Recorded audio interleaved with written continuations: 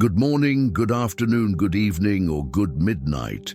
Regardless of the time you're watching, welcome. And comment below, what town are you watching this story from? And listen, if this story popped up for you, it's because it deserves to be heard. So, subscribe to the channel so you don't miss any more like this. The October sun beat down differently that year in rural Oklahoma. It was a heat that rose from the red dirt and stuck to your skin like a promise of a storm that never came. It hadn't rained in the Pyranopolis area for 2 months, and the pastures were starting to show yellowish patches that revealed the land's thirst. I rode slowly along the trail that cut through the border between my ranch and my buddy Seb's, returning from a conversation about selling some cattle. The deal hadn't gone as expected. Prices were low, and I needed the money to fix the roof of the house before the rains came. I'd been doing this for years. The same trails, the same paths, the same routine that kept me busy enough not to think about the silence that took over the ranch when night fell. Since I lost my Helen 5 years ago, my life has become this. Work from sunup to sundown. Short conversations with the neighbors about cattle and weather, and the company of my horse, Thunder. Helen was all I knew of love in this world. We met at a county fair in Tulsa when I was 22 and she was 19. She was wearing a floral blue dress and laughed in a way that made the world seem less heavy. We dated for 3 years, got married in the town church, and built a life that I thought would last forever. 17 years. 17 years of waking up next to her, of sharing problems and joys, of dreaming about the children who stubbornly didn't come, of making plans for when we were old. 17 years that seemed to last only a sigh when the doctor said the cancer had returned, and this time there was nothing more to do. She died one September morning, holding my hand and asking me to promise that I would try to be happy again. I promised, because that's what she wanted to hear. But the truth is, I buried my heart along with her in the Pyranopolis cemetery. Thunder was old like me, but he still had strength in his legs and a sharp instinct. He was the one who saved me from drinking in the first months after the funeral, when I thought the solution was at the bottom of a whiskey bottle. The darned thing would balk every time I got on him drunk and force me to get off and walk until I was sober. That afternoon, Thunder balked again, but this time it wasn't because of the drink. I had stopped drinking over a year ago. The animal neighed restlessly, his ears perked up, as if sniffing something I couldn't perceive. "What is it, old boy?" I murmured, patting his sweaty neck. But Thunder wouldn't calm down. He kept looking to the right, towards a denser patch of woods that I rarely visited. It was a place that Helen and I used to go to in the early years of our marriage.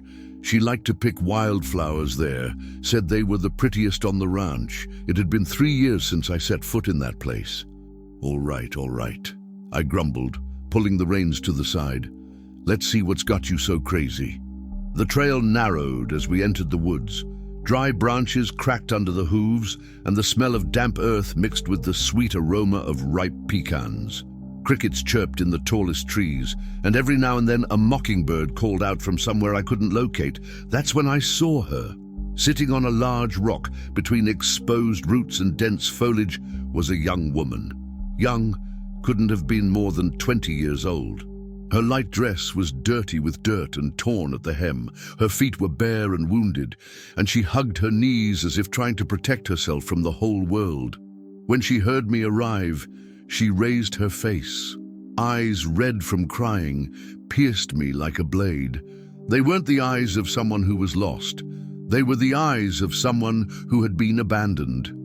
I got off the horse slowly, so as not to scare her more than she already was. "Ma'am," I called softly. "What happened to you?" She looked at me for a long moment, as if trying to decide if I was another threat or if she could trust me. Her lips trembled, but no words came out. I realized she was in shock. "You don't have to be afraid," I said, keeping my distance. "My name is John Batista Santos. I'm a rancher around here. Are you hurt?" That's when she started crying again. It wasn't a loud, desperate cry. It was the cry of someone who had lost everything and didn't know what else to do. A cry that I knew well. He brought me here and... Her voice came out weak, broken by sobs.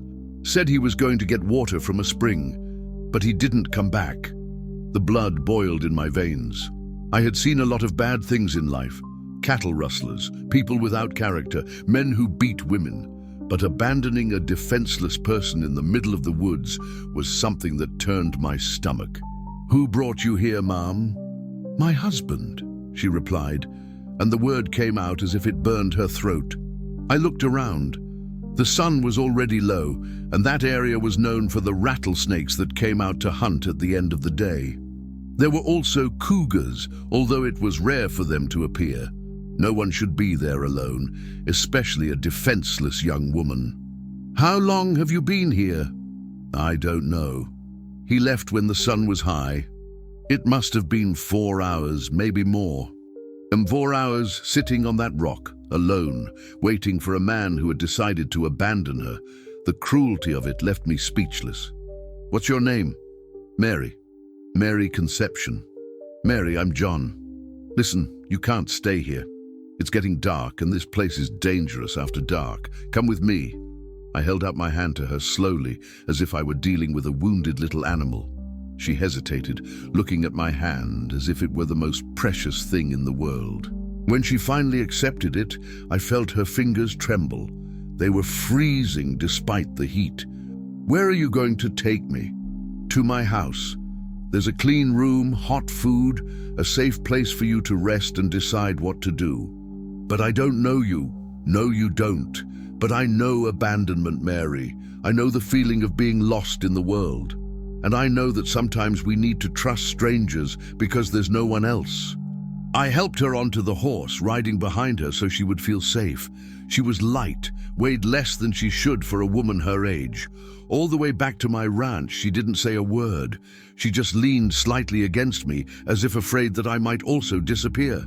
Thunder seemed to understand the situation and walked with extra care, avoiding bumps that could hurt her. The sun had already set when we arrived home. The ranch that I had built with so much love for Helen, and that had now lived in silence for 5 years.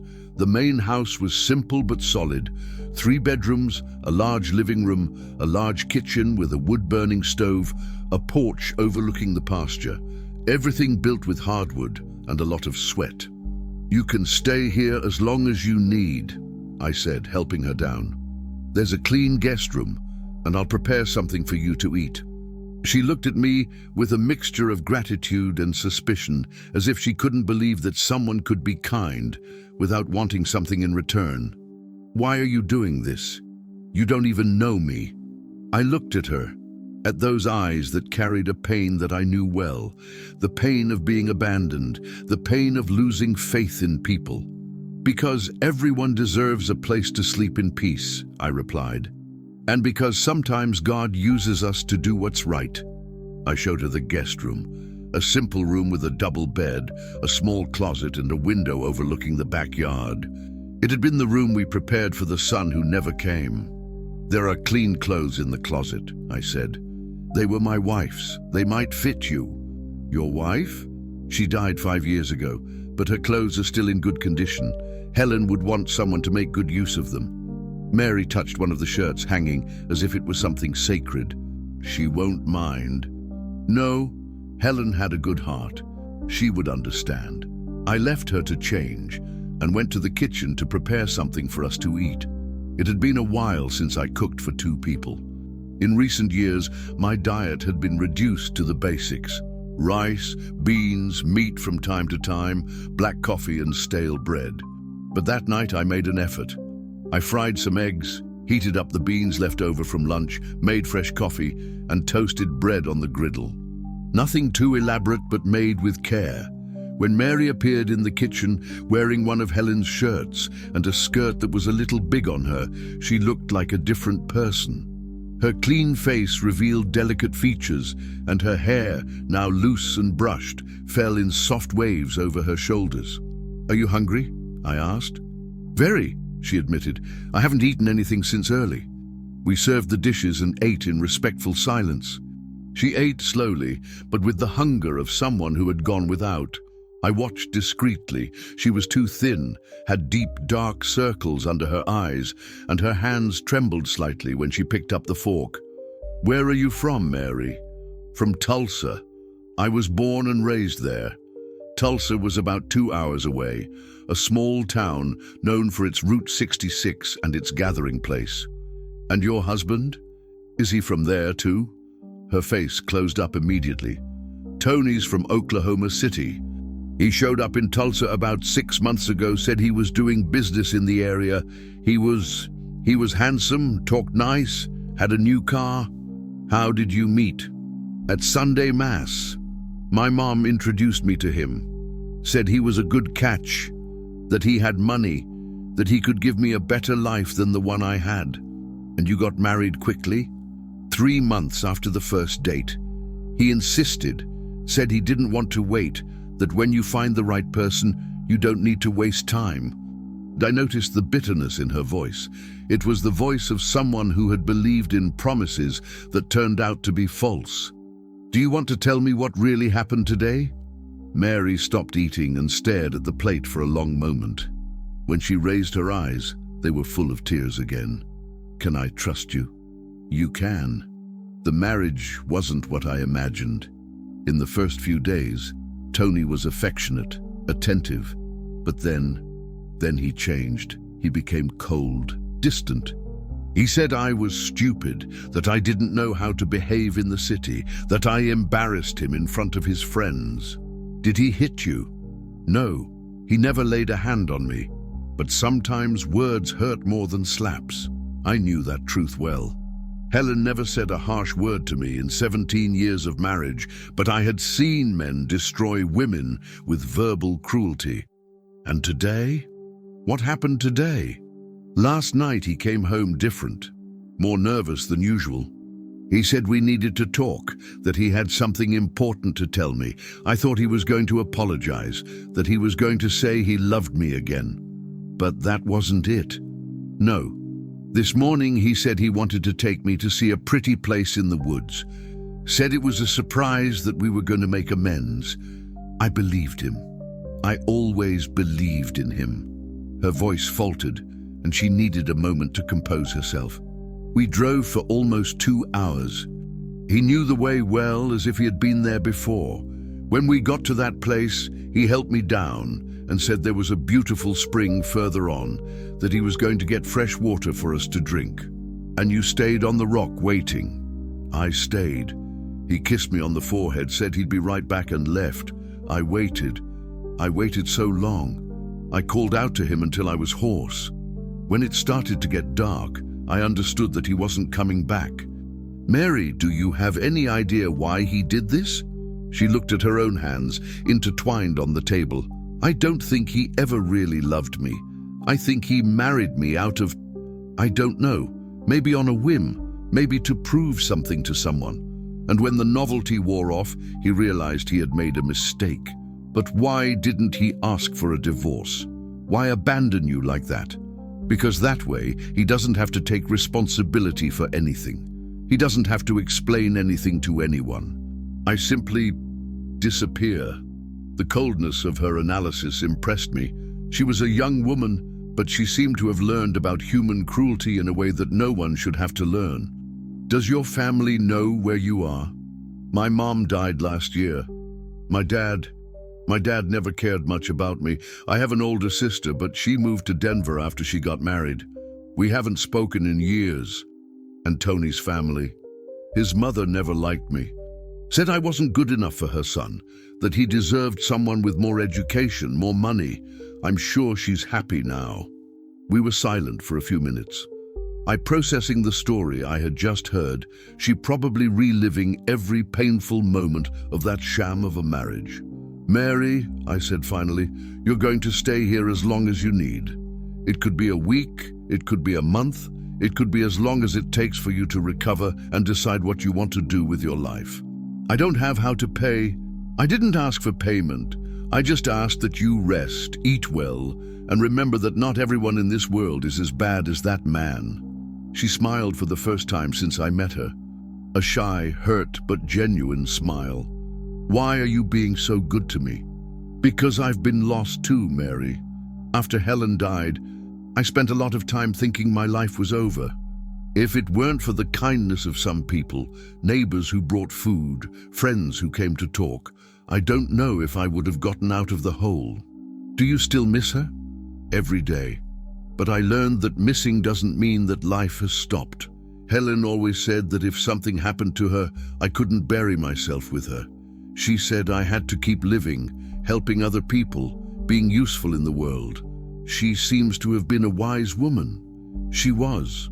The wisest I've ever known. That night, after Mary went to sleep, I stood on the porch looking at the stars and thinking about how strange life was. In the morning, I had woken up as usual, a lonely man with a predictable routine, living a life that dragged on without much purpose. Now there was another person in the house, another breath, another heart beating under the same roof. And for the first time in 5 years, the house didn't feel like a mausoleum. I wondered if Helen had sent Mary to me, or if it was just a sad coincidence that had crossed our paths. But deep down, I knew it didn't matter. What mattered was that I had an opportunity to help someone, and that maybe, in the process, I could find new meaning in my own life. I didn't know it yet, but my life had just changed forever. I woke up before sunrise, as I always did. But that morning, something was different. There was another breath in the house, another heart beating under the same roof. I lay there for a few minutes, listening to the different silence, a silence that was no longer just mine. I got up carefully so as not to make noise and went to the kitchen to make coffee. It was automatic after so many years alone. Light the wood stove, heat the water, brew the coffee in the cloth filter. Food for a man who had no one left to impress. But that morning, I found myself making 2 cups. When the coffee was ready, the smell spread through the house. It was an aroma that always reminded me of Helen. She made the best coffee in the area, with a secret I never managed to discover. I heard a noise coming from the guest room. Mary was waking up. "Good morning," I called softly from the kitchen. "Coffee's ready." Silence. Then, hesitant steps in the hallway. She appeared in the kitchen doorway like a scared little animal. Her hair was disheveled, and she was wearing one of the shirts I had left on the bed the night before. The shirt was too big on her, but at least it was clean. "Good morning," she replied, her voice still hoarse from sleep and tears. "Did you sleep well?" "Better than I expected. It's been a while since I slept in a real bed." The phrase intrigued me, but I didn't ask anything. I had already learned that some stories need to come out in their own time. "Sit down," I said, pointing to the chair in front of me. "You must be hungry." She sat down slowly, her hands clasped in her lap, looking around the kitchen as if trying to understand where she was.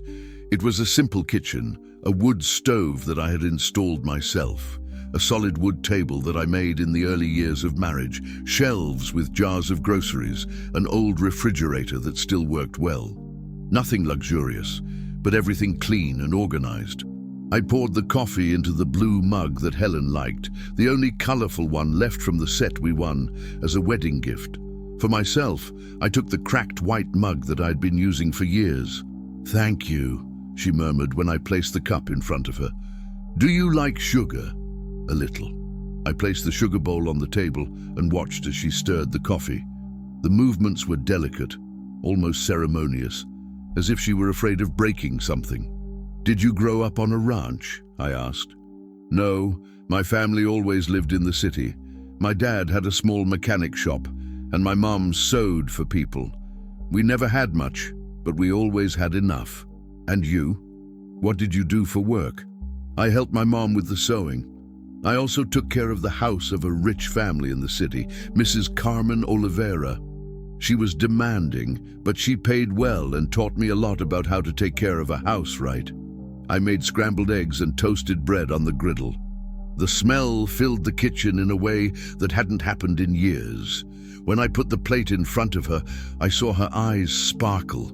"You don't have to do all this," she said, but she was already picking up the fork. "Yes, I do. "You're too thin." It was only when she started eating that I realized how hungry she was. She ate slowly, but with the hunger of someone who had gone without. Not just in the last few hours, but for longer. "Mary," I said after she finished, "can I ask a personal question?" "Sure."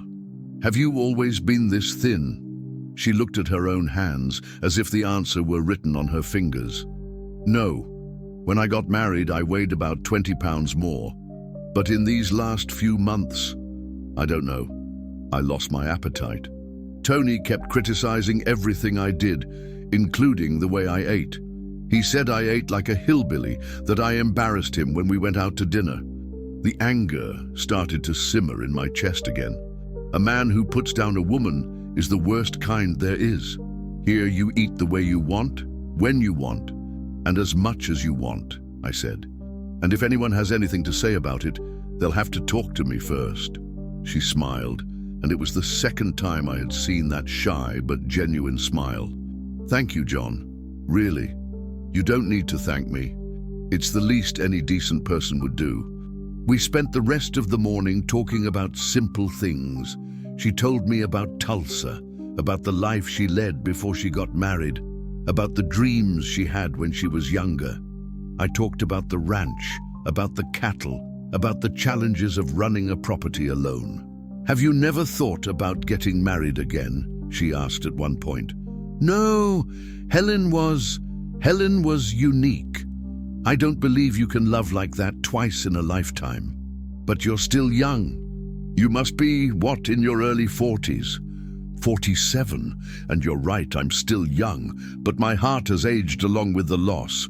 Some things you don't recover from, you just learn to live with." I understand. I also thought I wouldn't recover when my mom died. She was the only person who truly loved me in my whole life. How did she die? Cancer too, in the lungs. She smoked her whole life, never managed to quit. In the last few months, I took care of her at home. It was hard to see her wasting away like that. I imagine taking care of someone who is dying is one of the hardest things there is, but it's also one of the most important. Did you take care of your wife until the end? I did. It was 6 months from the diagnosis until she left. 6 months that seem like a lifetime when you're living it, and a minute when it's over. We were silent for a moment, each lost in our own painful memories. "John," she said finally. "Yeah? Can I help with something here at the house? I don't like to stand still, and I want to feel useful." "You don't need to, Mary. You're here to rest. But I want to help. I've always worked, I've always kept busy. Doing nothing makes me anxious." I looked at her, at the determination in her tired eyes, and I understood that working would be a form of therapy for her. "Okay, if you want to help, there's always something to do. The garden is kind of neglected. Helen's plants need care, and I confess that my cooking isn't all that great." "I cook well," she said, perking up.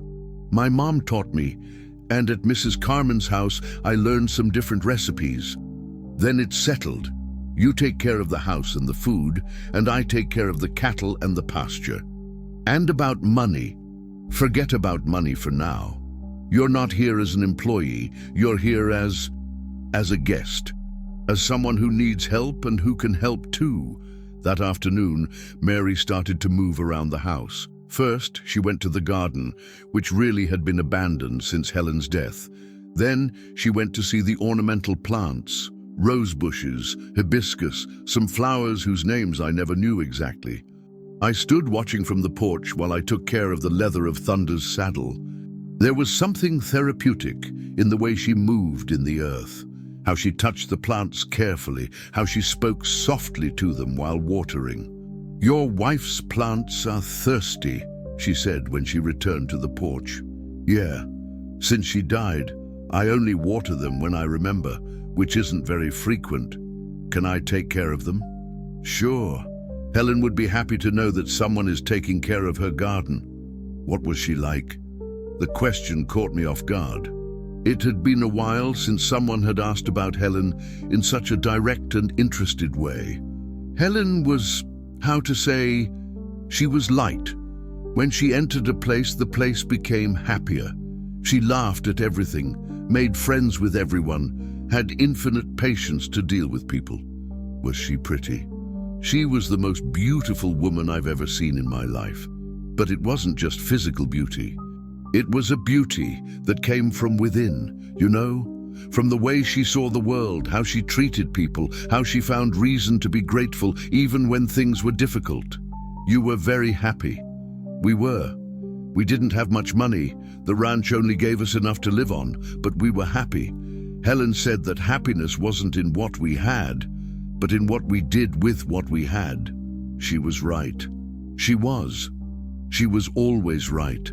So that night, for the first time in 5 years, I ate a meal made by someone else. Mary had prepared rice, stewed free-range chicken, and a salad. Everything simple, but made with a care that I had forgotten existed. "It's delicious," I said between bites. "Good, I was nervous. It had been a while since I cooked for another person." "Didn't Tony eat your food?" "He ate, but he always had some criticism. That there was too much salt, that the meat was tough, that I didn't know how to season it right." After a while, I lost confidence. "Well, you can regain your confidence. You cook very well." "Thank you." She smiled, and for the first time, the smile reached her eyes. After dinner, we stayed on the porch talking and listening to the crickets. The sky was clear, full of stars, and a soft breeze swayed the trees in the backyard. "John," she said after a long silence. "Yeah? Can I ask a question that might be indiscreet?" "You can. Why didn't you and Helen ever have children?" It was a question that I had been expecting since she arrived, but that still hurt to answer. "We tried for years. Helen got pregnant 3 times, but always lost them in the first few months. The doctor said she had a problem in her uterus, something that prevented the baby from developing properly. After the 3rd loss, she didn't want to try anymore." "It must have been very difficult for both of you." "It was, especially for her. Helen blamed herself, thought she was defective, that she wasn't fit to be a mother. I always said it didn't matter, that she was more than enough for me. But I know she carried that pain until the end of her life." "And for you, did you really want to be a father?" "I did. I dreamed of seeing a boy running around the backyard or a girl helping Helen in the garden.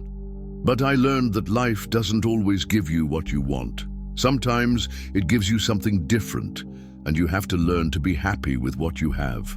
"Sometimes I think God has strange plans," she said, echoing the same words she had said the night before. "Why do you say that?" "Because I look at my life and I can't understand. Why did my mom die so young? Why did I marry a man who didn't love me? Why did he abandon me like that? And why, just when I thought everything was over, did I find someone like you?" Her words hit me like a punch in the chest. Not because they hurt, but because they made sense in a way that I didn't want to admit. "Mary, I know you still love your wife," she interrupted, "and I'm not asking you to stop loving her. I'm just saying that sometimes God lets us think that everything is lost so that he can show us that there is always a way to start over." I looked at her in the soft light that came from the living room window, her hair falling loosely over her shoulders, her eyes shining with a wisdom that seemed greater than her age. In that moment, I felt something that I hadn't felt in 5 years, the desire to reach out and touch another person's face with affection. But I didn't do anything. We just stayed there in silence, letting the words echo between us. "It's better for you to go rest," I said finally. "Tomorrow we have to go to town." "To town? Why?" "I need to buy some things for the ranch, and you need your own clothes. You can't keep wearing Helen's shirts forever." She smiled, and it was as if the sun had risen in the middle of the night. "Thank you, John, for everything." When she entered the house, I stayed on the porch for a while longer, thinking.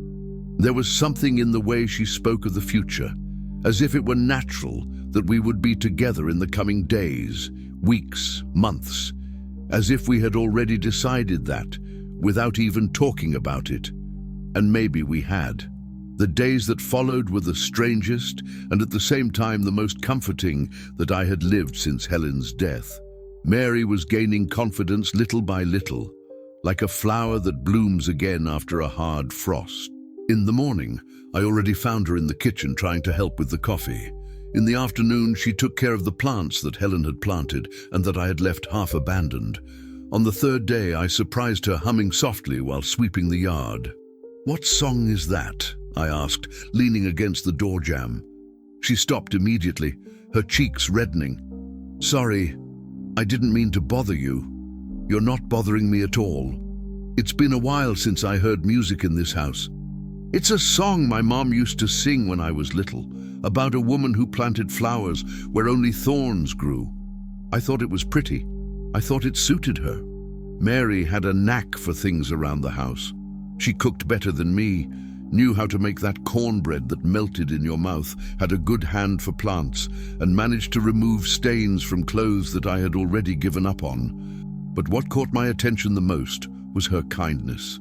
Even after everything she had gone through, she still treated everything and everyone with care.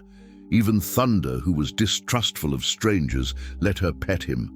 "He likes you," I commented one afternoon, watching her give the horse grass by hand. "Animals feel when we don't want to do harm," she replied, stroking the old one's snout. "My grandmother said that they read our hearts better than people. Your grandmother was wise. She was. She always said that God doesn't abandon anyone. He just sometimes takes a while to send help." Maybe she was right. It was on the 5th day that I realized that I was looking at Mary differently. It wasn't just compassion or a desire to help. It was something deeper, more dangerous. It was the first time in 5 years that my heart had beat differently for a woman, and that scared me. Helen had been my whole life. We met young, grew up together, built everything side by side. When she died, I swore to myself that I would never love anyone again, that it would be unfair to her memory, that it would be impossible, that my heart was buried along with her in the Pianopolis cemetery. But Mary was changing that, and I didn't know if I was ready. That night, after she went to sleep, I stayed on the porch smoking a cigarette and thinking. The sky was clear, full of stars, and an owl hooted in a nearby tree. It was a night like so many others that I had spent alone on that porch, but it felt completely different. "Can't sleep," I heard her voice behind me. I turned around.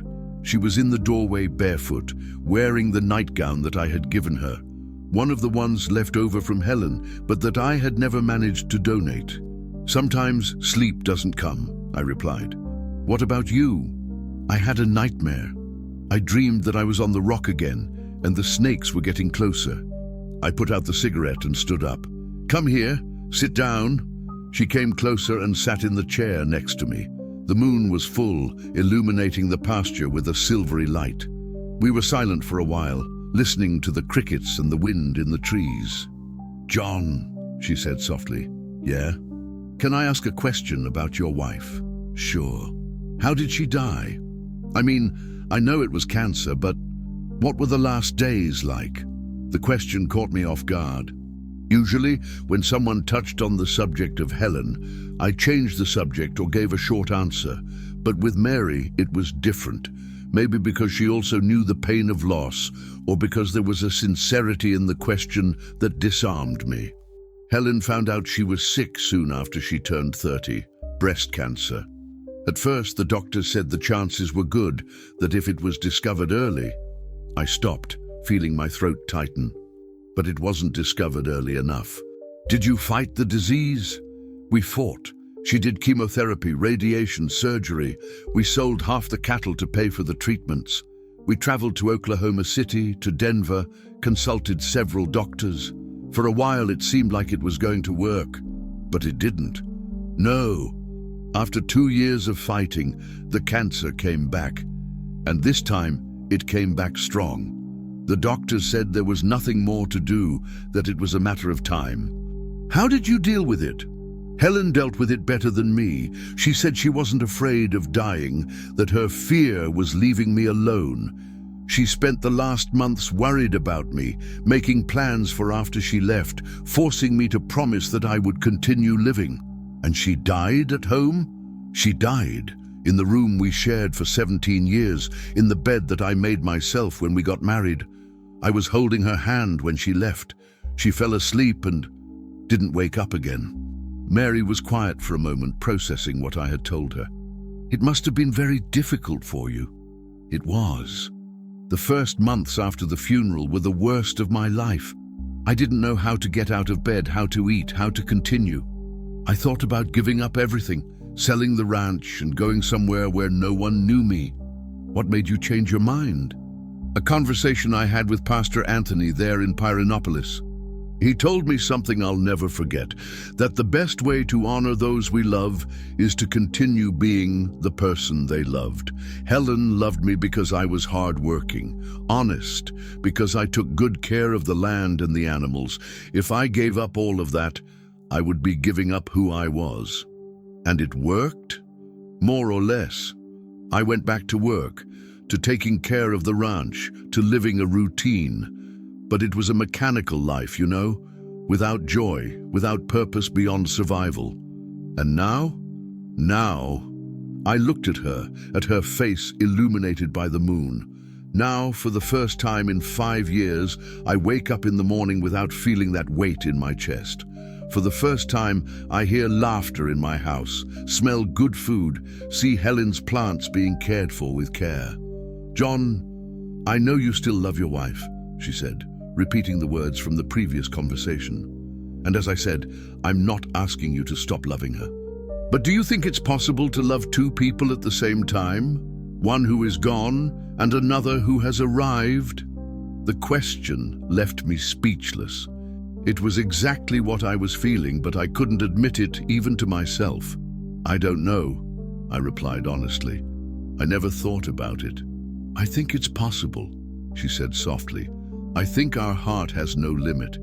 It's like a house with many rooms, and each person we love lives in a different room.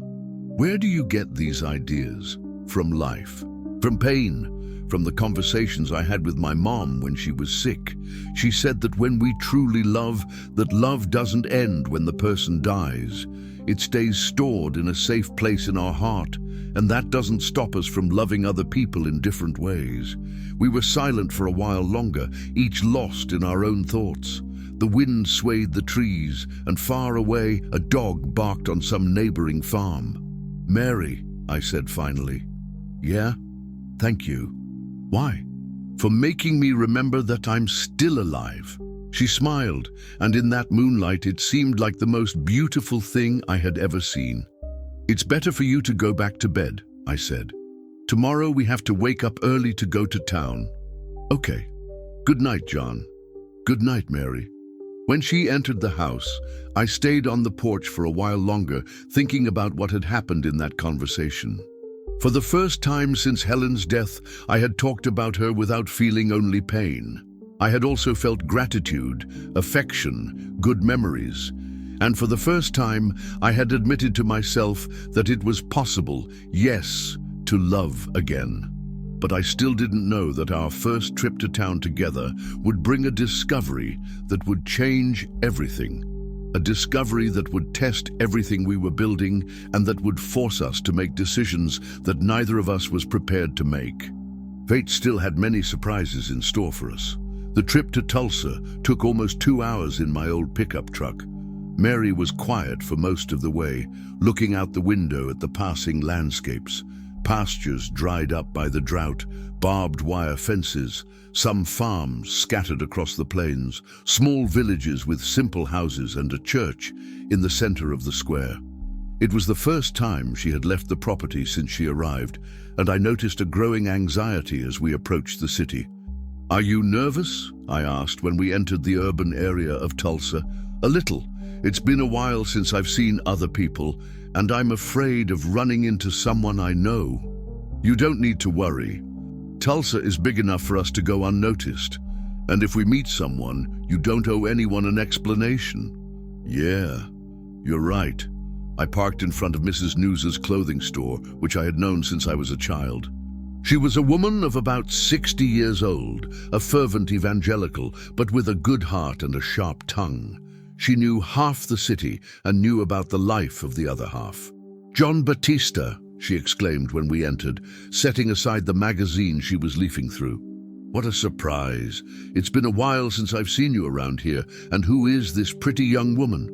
"This is Mary. She's staying on the ranch for a while." Mrs. Nusa looked at me with that look of someone who knew my story and was drawing her own conclusions. I saw the exact moment when she did the math. Man alone for 5 years, plus young woman on the ranch, Shai's romance. But Mrs. Nusa was discreet when she needed to be. She just smiled at Mary with genuine sympathy. "That's good, honey. John was very lonely. Loneliness isn't good for anyone. Let's see what we have for you." While Mary was trying on some clothes, simple dresses, blouses, pants, underwear that she chose with great care and shame, I was talking to Mrs. Nusa at the counter. She was telling me the news of the city, who had gotten married, who had died, who was sick, the small gossip that kept the social life of a small city running. "That young woman is special, John," she said softly when Mary was in the dressing room. "There's a sweetness in her eyes that you don't see every day." "She's a good person," I agreed. "And you, how is your heart?" Mrs. Nusa was one of the few people who could ask that kind of question without bothering me. She had been a friend of Helen's.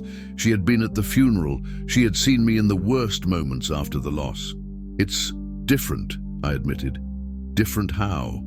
"Less heavy. For weeks I haven't woken up with that feeling that the world has ended." "That's good, son.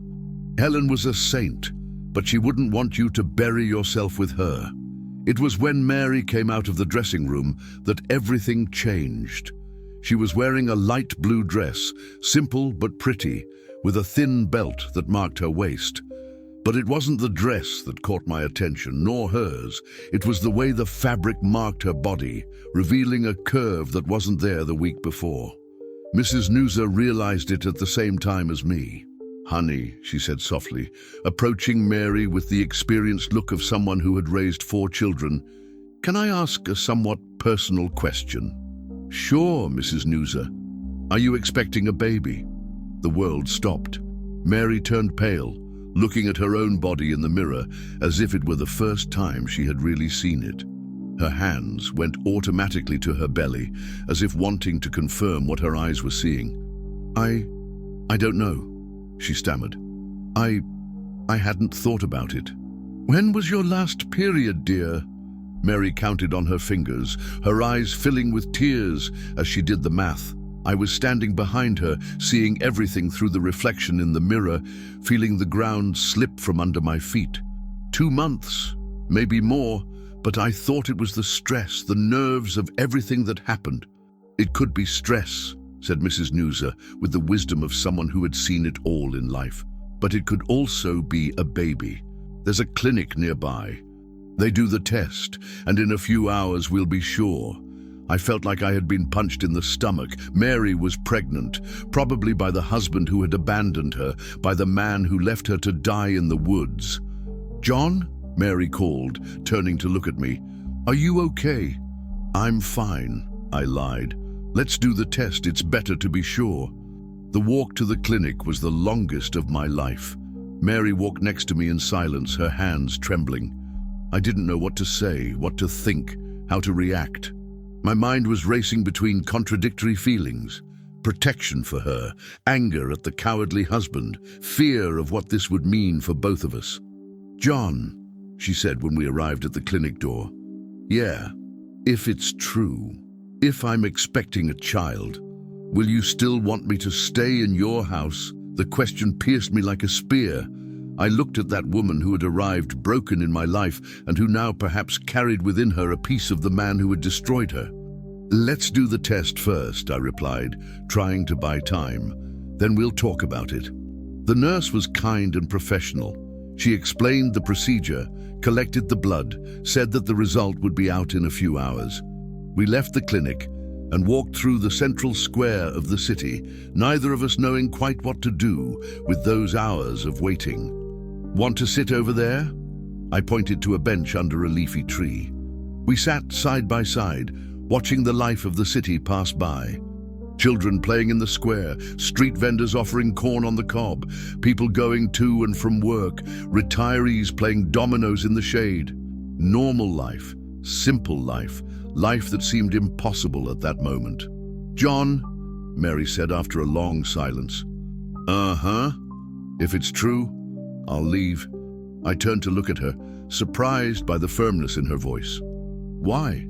"Because it's not fair to you. You took me in when I was lost, gave me affection, made me believe that I was worth something. I can't repay that by bringing another man's child into your life. Mary, and besides," she continued, her voice trembling, "how am I going to raise a child? I have no money. I have no family that will take me back. I have nothing.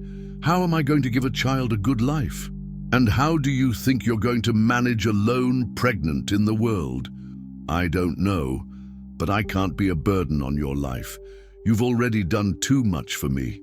Tears began to stream down her face. I couldn't contain myself. I took her hand in mine, not caring who might be watching. "Listen to me and listen well," I said, looking directly into her eyes. "It doesn't matter what this test says. You're not leaving. You have a place in my house, and if there's a baby, he'll have one too. You can't say something like that." "I can, and I'm saying it. Do you think I care if this child is mine by blood or not? Do you think I'm going to abandon you the same way that bastard did?" "But John, you don't even know me that well. How can you be sure of something like that?" "Because in 10 days, you've brought more life into my house than I've had in 5 years. Because when I look at you, I don't see an abandoned woman. I see a strong, courageous woman who deserves to be loved. And if there's a baby coming, then that baby will be loved too. How can you be so good? How can you give up your peace to take care of a stranger and a child that isn't even yours?" Because I learned from Helen that love isn't something we keep with fear of spending. Love is something that grows when we share it. And because for the first time in 5 years, I have a reason to wake up in the morning besides obligation. Mary cried harder, but now they were different tears. Tears of relief, of gratitude, perhaps even of happiness. What if the baby is just like his father? If I look at him and can only remember everything I went through, then we'll teach that child to be different from his father. We'll teach him that abandonment isn't normal, that love exists, that family is who takes care of and protects, not who shares the same blood. Would you really do that? Raise another man's child as if it were your own? Mary, have you ever seen an adoptive father love his child less than a biological father? Love has nothing to do with blood. It has to do with choice, and I choose you both. We stayed there for 2 more hours, talking about fears and hopes, about what it would mean to have a child on the ranch, about how to reorganize life to accommodate a family that was being born in a totally unexpected way. When it was time to go back to the clinic to pick up the result, we walked hand in hand. It wasn't a conscious decision, it just happened, and it seemed like the most natural thing in the world. The nurse greeted us with a smile.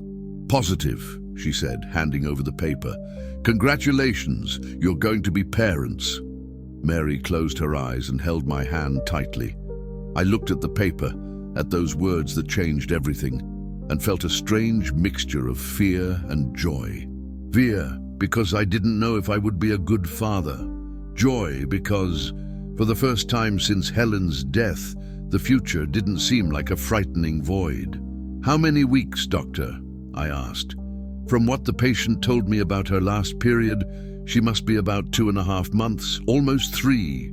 If you want, I can refer you to an obstetrician here in town. "We want to," Mary said before I could answer. "We want to follow everything carefully." On the way back home, Mary was different. Calmer, but also more serious. She put her hand on her belly from time to time, as if she was trying to talk to the life that was growing inside. "What are you thinking about?" I asked when we were already on the dirt road that led to the ranch. I'm thinking that my life has completely changed in 2 weeks. I left home married to a man who didn't love me. I was abandoned in the woods to die. I found another man who took me in. I found out I'm pregnant. And now I'm returning to a house that isn't mine, but where I feel more at home than in any place I've ever lived. And what do you think of all this? I think God has a very strange sense of humor. And I think that sometimes the worst things that happen to us are just the way to get to the best. I laughed for the first time all day. Everything will be all right, Mary. We'll manage. How can you be so sure? Because from now on, we are a family, and family protects family. But even saying that with conviction, I knew that the next months would be the most difficult of our lives. Because one thing is to take in a wounded woman. Another thing is to prepare to be the father of a child who carries the genetics of a man you despise. And I still didn't imagine that the worst was yet to come. That Tony hadn't disappeared forever, and that when he found out about the pregnancy, he would return to try to destroy everything we were building. 3 weeks had passed since the discovery of the pregnancy. Mary had adapted to the new reality with a serenity that impressed me. She started making plans for the baby's room, talking about possible names, taking care of her diet even more carefully. She seemed to have found a new purpose, a reason to believe in the future. I tried to keep up with her optimism, but deep down, an unease grew in my chest. It was as if I was waiting for the other shoe to drop, as if that quiet happiness was too good to last. It was a Tuesday in November when everything fell apart. I woke up to the sound of an engine at the entrance to the property. It was still dark, not past 5 in the morning. I jumped out of bed and went to the window. A black car was parked in the yard, and 2 figures were getting out of it. A tall, well-dressed man and an older woman with a rigid posture. My blood ran cold when I recognized the man. It was Tony, Mary's husband. I put on pants in a hurry and went to the living room, grabbing the shotgun that was behind the door. I didn't know what his intentions were, but a man who abandons his pregnant wife in the woods didn't deserve the benefit of the doubt. "John!" Tony shouted from outside. "Come out here, I know you're in there." Mary appeared in the hallway, her face pale with terror. She was wearing one of Helen's nightgowns and instinctively holding her belly as if she wanted to protect the baby. "It's him," she whispered. "John, it's my husband." "I know, stay there, don't come out for anything." "He can't take me, John, he can't. He won't, I promise." I opened the door carefully, the shotgun in my hand, but pointed down. I didn't want to provoke an unnecessary confrontation, but I also wasn't going to make things easy for him. "What do you want here?" I asked without leaving the porch. Tony was a man in his 40s, well-dressed even at that time of the morning, but with the eyes of someone who had been drinking all night. The woman next to him seemed to be his mother. She had the same thin nose, the same hard expression, the same air of superiority that he must have inherited. "I want my wife back," he said, trying to sound firm but staggering slightly. "I know the tramp is hidden here." "Your wife?" I laughed without humor. "The same one you abandoned in the middle of the woods for the snakes to eat?" That was just a scare. "She needs to learn not to contradict me, but now I've come to get her." The older woman stepped forward, her face contorted with anger. "I'm Concepcion Ferreira dos Santos, Tony's mother. We know the gold digger is hiding here. Hand her over quickly and we'll leave and leave you in peace." I felt the anger rise through my throat like bile. "The only gold digger I see here is the one who raised a son who abandons pregnant women in the woods." The woman's face contorted even more. "Pregnant? What pregnant? What are you talking about?" Tony tensed, and I realized that he hadn't told his mother about the pregnancy. "What are you talking about?" he asked, but his voice came out trembling. It was at that moment that Mary appeared behind me. She was trembling, but there was determination in her eyes. Her belly already showed a discreet curve under the nightgown. "I'm pregnant, Tony. 3 months along. With your child." The silence that followed was deafening. Tony looked at Mary as if she were a ghost that had returned to haunt him. His mother gaped, alternating her gaze between her son and Mary. This isn't possible," he stammered. "It's possible, and you knew it. That's why you took me to that place. It wasn't just because you didn't love me. It was because you found out you were going to have a child and didn't want to take responsibility." "You're lying!" shouted Tony's mother. "My son would never do such a thing." "He did, Mom," said Mary, her voice gaining strength. "Your son took me to a place full of snakes, left me on a rock, said he was going to get water and never came back. If it weren't for John, your grandson and I would have died." The word grandson had the effect of a bomb.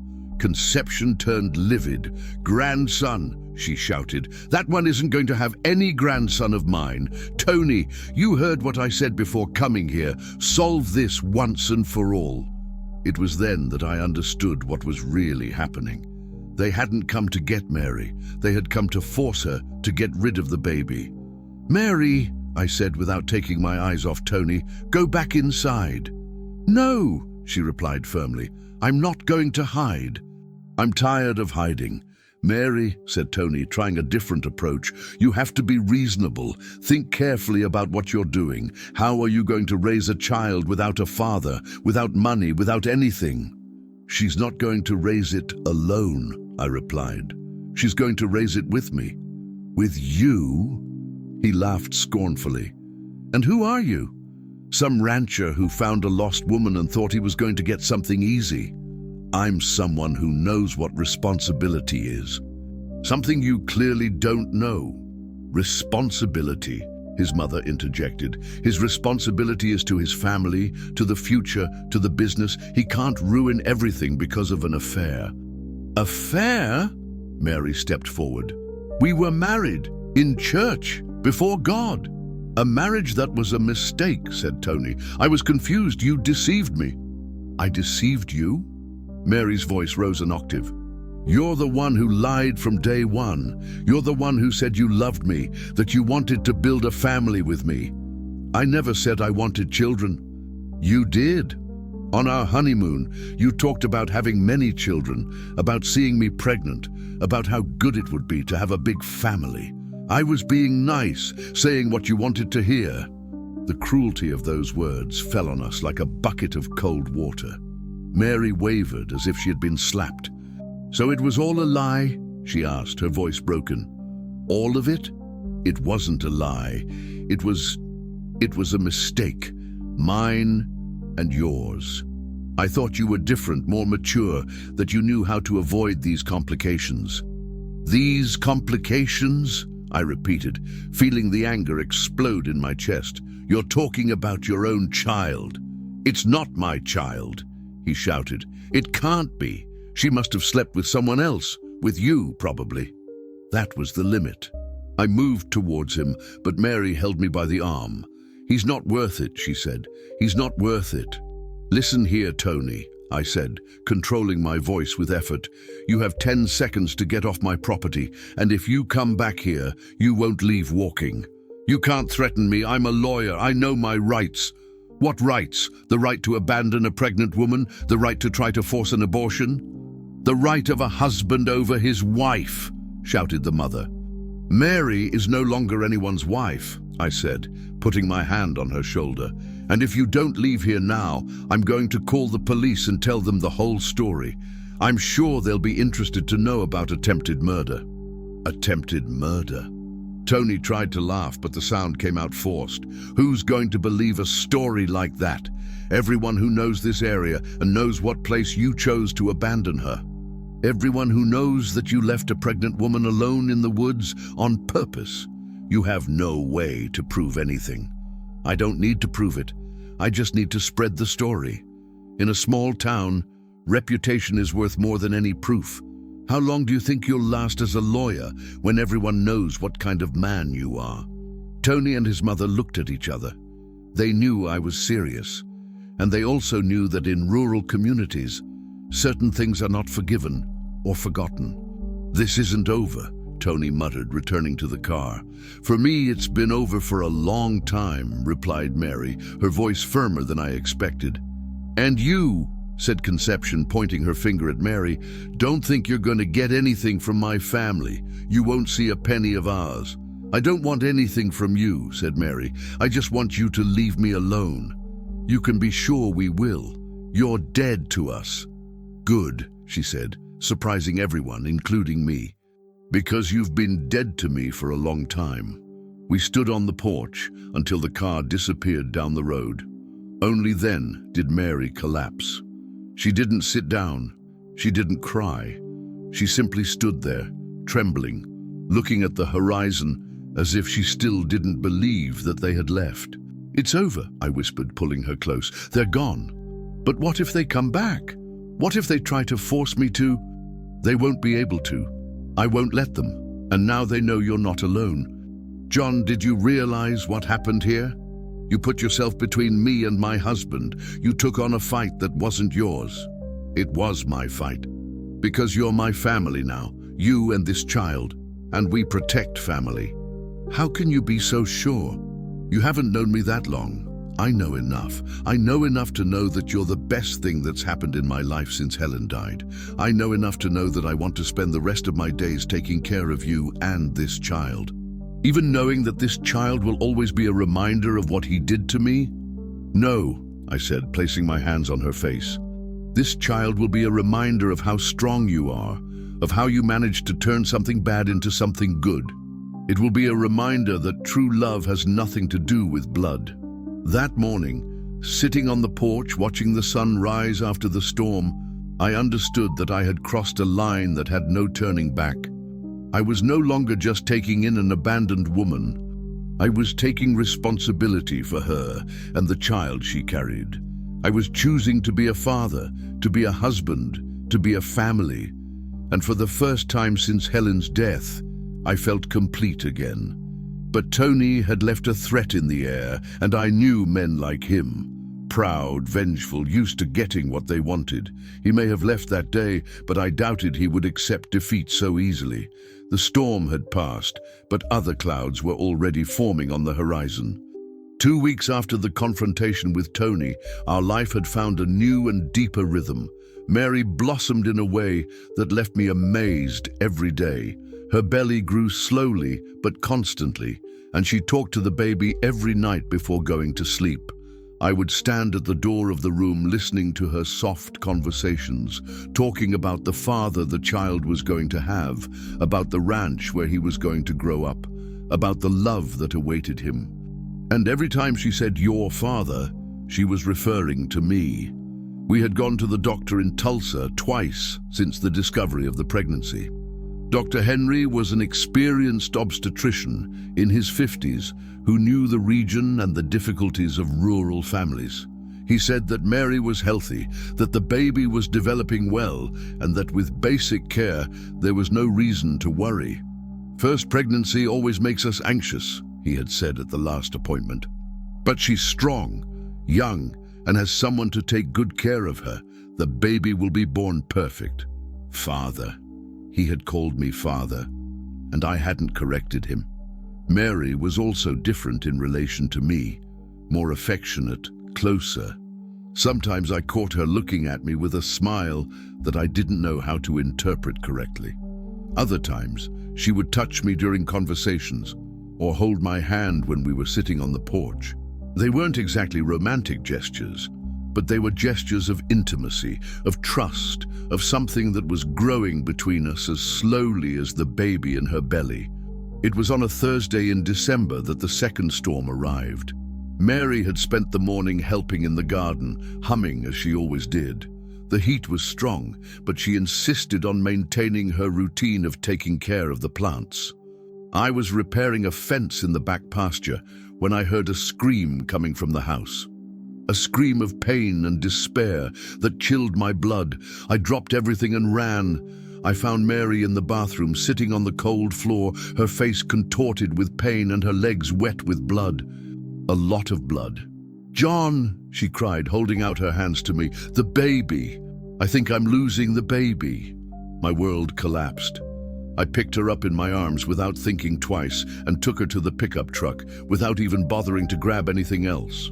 I only knew that I needed to get to the hospital in Tulsa as quickly as possible. "Everything will be all right," I repeated, more to myself than to her, as I drove like a madman down the dirt road. "Nothing's going to happen. It won't."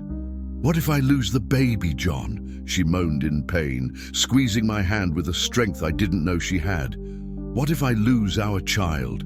"Our child, not my child. You won't lose it. I won't let you.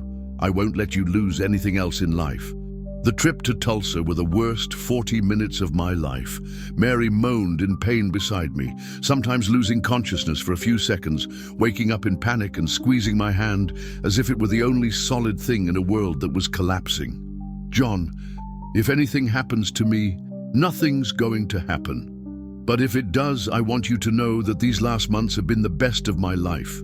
You gave me back the will to live. Stop talking nonsense. You're going to be all right, the baby's going to be fine, and we're going to raise him together as a real family. Promise?" "I promise."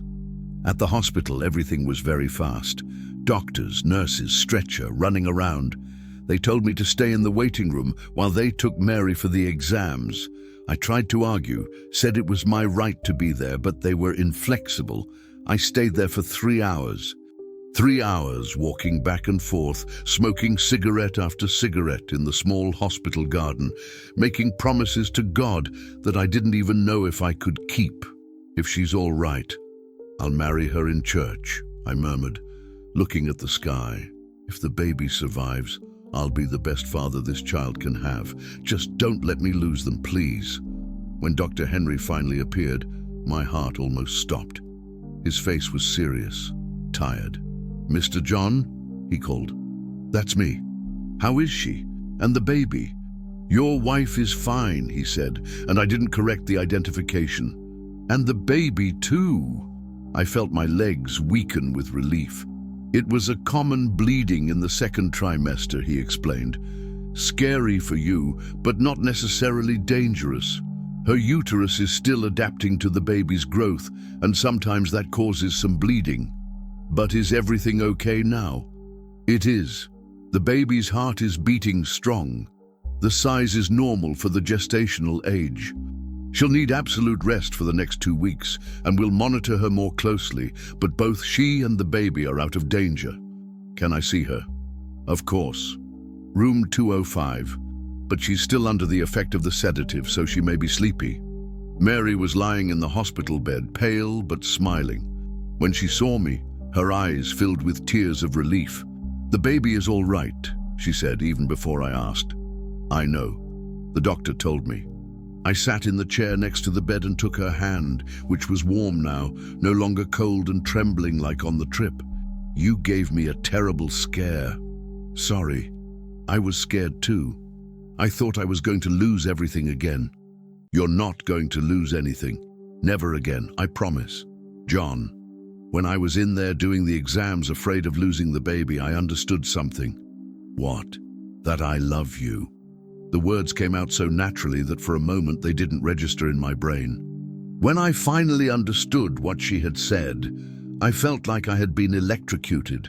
"Mary, I know it may sound crazy, that we've only known each other for a short time, that the situation is complicated, but when I thought I could die, that I could lose the baby, the only thing I was worried about was leaving you alone again. You don't need to say these things." "Yes, I do, because they're true, because for the first time in my life, I know what it is to truly love someone. And because if something had happened to me today, I wouldn't have had the chance to tell you." I looked at her in the hospital bed, with her round belly under the white sheet, her hair spread on the pillow, her eyes shining with a sincerity that completely disarmed me. "Mary Conception," I said, getting up from the chair and kneeling next to the bed, "will you marry me?" "What?" "Marry me, officially, in church, before God and everyone. I want you to be my real wife. Not just someone who's staying in my house. I want to raise our child together with you as a real family." "John, are you sure?" even knowing that this child isn't yours by blood.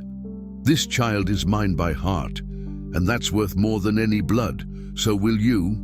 "Yes," she replied without hesitation. "Yes, and it was about time." We kissed right there, in the hospital bed, with the smell of disinfectant and the noise of medical equipment around us. It was the first real kiss we had exchanged, and it was the sweetest kiss of my life. "When?" she asked when we separated. "As soon as you recover. I don't want to wait. I want everyone to know that you are my family." "What if Tony shows up again?"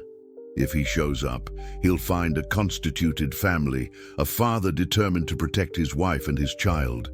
It'll be much harder for him to cause problems." Mary smiled, and even pale in the hospital bed, I had never found her so beautiful. "John?" "Yeah? I love you too. I think I've loved you for a while, but I only understood it today when I thought I could lose you. You won't lose me, and I won't lose you. Never again." We got married 2 weeks later in a simple ceremony in the church in Tulsa. Mary was 4 months pregnant, her belly already quite visible under the simple white dress we bought the day before. Mrs. Noosa was our godmother, and Pastor Anthony blessed us with words about second chances and about how God writes straight with crooked lines. During the ceremony, when the pastor asked if I promised to love and protect Mary in joy and in sorrow, in health and in sickness, until death do us part, I thought of Helen, not with guilt or sadness, but with gratitude, as if she were there, approving my decision to start over. "I do," I said loud and clear so that everyone could hear. And when Mary repeated the vows, promising to love and respect me as her husband, I felt that my life had begun again. It wasn't a continuation of what I had with Helen. It was something completely new, different, but equally true. That night, on our first night as husband and wife, we lay in bed talking about the future until late, about what it would be like when the baby was born, about the names we would choose, about how we would organize the house to accommodate a child. "John," she said, her head resting on my chest. "Yeah? Do you think Helen would approve of our marriage?"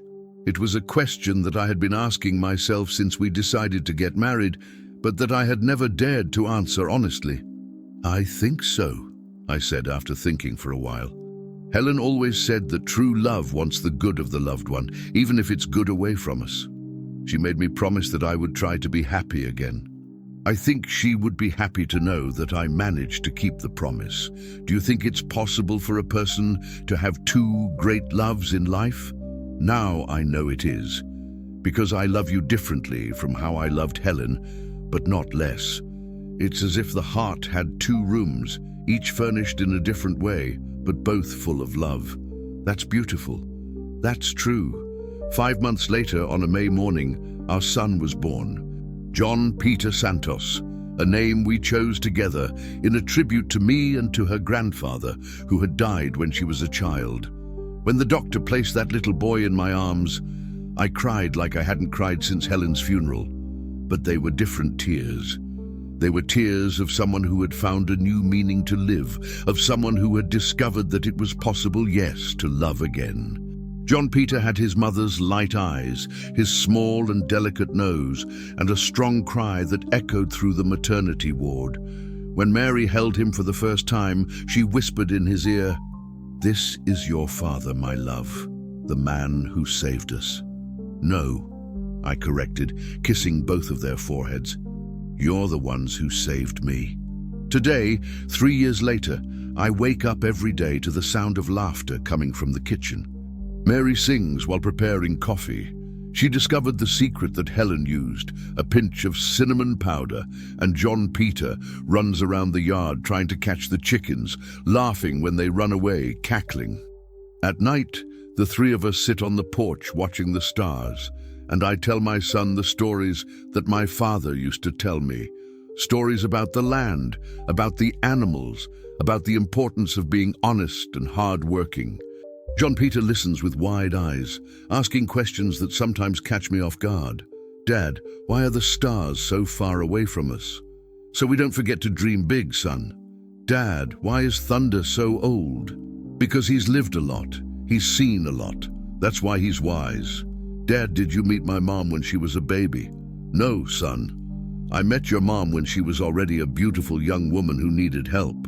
And did you help her? I tried, but actually she's the one who helped me. How? She taught me that it's possible to start over when we think everything is over. John Peter accepts these explanations with the naturalness of children who haven't yet learned that the world is complicated. For him, I've always been the father, Mary has always been the mother, and we've always been a family. Sometimes Mary asks if I miss Helen. I tell her the truth. I do. I always will. But I learned that our heart has no limit, as she had said in that first serious conversation we had. It's possible to love a person who is gone and another who has arrived, without diminishing either of the two loves. I keep a photo of Helen in the living room, and sometimes I catch John Peter looking at it with curiosity. Who is that pretty lady, Dad? That's Helen. She was a very special friend of Daddy's. Was she nice? She was the nicest person I've ever met. I think she would have liked you a lot. Where is she now? She's in heaven, taking care of us from up there. And somehow, I really believe that Helen is taking care of us. Because only a divine blessing explains how three broken people, Mary abandoned, me destroyed by loss, and John Peter rejected before he was even born, managed to come together and form something so beautiful. Tony never appeared again. I heard from third parties that he moved to Los Angeles and married a rich woman in Beverly Hills. Better that way. Some ghosts should stay in the past, and he's a ghost that doesn't deserve to haunt our happiness. The ranch prospers. With Mary taking care of the house and helping me with the administration, we managed to increase the herd and improve production. She has a head for numbers and a practical vision that complements my knowledge of the land. We are a good pair in every way. Last year, John Peter asked why he is different from me if I'm his father. Mary and I had already expected this question and had talked about how to answer it. You're different from me in the same way that you're different from your mom, I explained, with him sitting on my lap on the porch, because each person is unique. But you're my son anyway, because father is who loves, takes care of, teaches and protects. And I'm going to do that for the rest of my life. What if one day I want to meet the other man? The question gave me a knot in my stomach, but I answered honestly. If one day you want to meet him, we'll talk about it. But you need to know that he chose not to be part of your life. I chose to be, and choices say a lot about people. I like your choices, Dad. And I like you very much, son. But he seemed satisfied with the answer and ran after a butterfly that had landed on the rose bush that Helen planted and that Mary takes care of with so much love. Yesterday, while watching Mary playing with John Peter in the yard, she pushing him on the swing I installed under the mango tree, the two of them laughing loudly, I thought about how strange and wonderful life is at the same time. 6 years ago, I was a broken man, living on memories, convinced that my story had ended along with Helen. I spent my days working mechanically without joy, without purpose, waiting for time to pass, until it was my turn to leave too.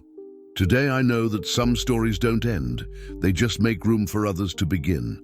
And sometimes the best stories are born from the most improbable endings. There are people who arrive in our lives staggering down the dirt road, barefoot, hungry, scared, and with their hearts in pieces. And there are people who take them in even without understanding why, even without knowing that by saving them, they are actually saving themselves. Mary arrived in my life as an abandoned woman, rejected, carrying within her a child that her own father didn't want to recognize. Today, she is the one who teaches me every day that true love is not measured by what we receive, but by what we choose to give. John Peter arrived before even arriving, already being rejected, already being seen as a problem, an obstacle. Today, he is the one who gives me reason to wake up every day with a smile, who makes me plan for the future, who teaches me that being a father has nothing to do with blood and everything to do with presence. And me, I arrived in my own life again. After 5 years buried in memories, I managed to resurrect to live the present and dream about the future. Sometimes God uses impossible encounters to teach us that miracles don't fall from the sky. They grow slowly, like a baby in the belly, like the love that springs where there was only silence, like the hope that blooms in land that seemed dry forever. Last week, Mary told me that she's pregnant again, this time with a child that's mine by blood too. I confess that I felt a different joy, an emotion that I didn't expect, not because I'm going to love this child more than John Peter, but because it will be the first time that I'm going to experience a pregnancy from the beginning, chosen and planned. How do you feel? She asked after telling me the news. Happy, fulfilled, grateful. And aren't you afraid that I might love this baby more than John Peter? No, because you taught me that love isn't a pie that needs to be divided. Love is like a fountain that gushes more water the more we use it. Where did you learn that beautiful comparison? With you two, with this family that we built. This afternoon, sitting on the porch watching my family play in the yard, I understood that I had found peace. Not a sad peace, nostalgic, full of longing for what was. A living peace, joyful, full of hope in what is still to come. Helen continues to live in my memory, in the plants that she took care of, and that Mary keeps blooming, in the way I learned to love without fear. But Mary and John Peter are my present and my future, the proof that it's possible, yes, to start over as many times as necessary. At 7 o'clock in the evening, when the crickets begin to chirp and the first stars appear in the sky, our family gathers on the porch for the ritual we created without realizing it. Mary brings the chamomile tea, John Peter brings his storybook, and I bring gratitude for another day of shared life. Dad, John Peter said yesterday, pointing to the sky, how many stars are up there? Many, son, so many that no one can count. And is there one for each person who has ever lived? When drought meets rain. She walked barefoot, her dress dirty with dirt, her heart in pieces. She didn't know if she would see tomorrow, but it was there, between the silence of the woods and the poison of abandonment, that God changed her story forever.